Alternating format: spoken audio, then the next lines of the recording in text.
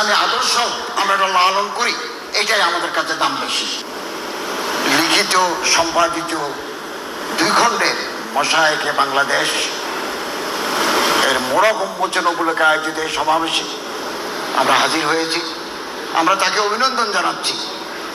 তিনি 484 জন আলেম, মুফতি, মুহাদ্দিস, মুতাকাল্লিম, মুনাজির এর জীবন, কর্ম, খেদমাত, কারনামে তিনি এক জায়গায় করেছেন। এমন অনেক আলিমের জীবনী আছে যেগুলো মানুষ জানে না। এরকম আনএক্সপ্লোর্ড এই জীবনীগুলো, পুরানি চেরাগগুলো তিনি এক জায়গায় এনেছেন। এটাকে আমি বলতে পারি দরিয়া বুকুজা, কলসির ভিতরে সমুদ্রকে সংকলন করার মতো। 1151 পৃষ্ঠা। আগামী দিনে আমি আশা করবো এটা এখন 2, 3, 4, 5, 6 করে বের হবে।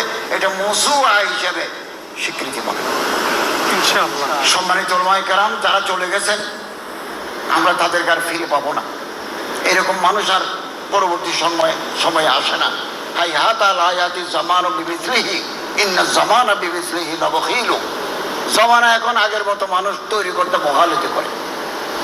মানুষ মারা যায়, ওমা মাতাত মাকারিমুহুম, তাদের আখলাক, তাদের আদাত, তাদের কিরদার, তাদের কারনামে মরে না। কিছু মানুষ আছে আশা, তারা বেঁচে থাকে, ওহুম ফিন নাসি আমওয়াত, মানুষের কাছে তারা মরা। আমরা মরা হতে চাই না, আমরা জীবন্ত হতে চাই। সুযোগ সবসময় আসে না। জুলাই বিপ্লবের পর একটা অবারিত সুযোগ এসেছে, এই সুযোগ আপনাদের কাজে লাগাতে হবে।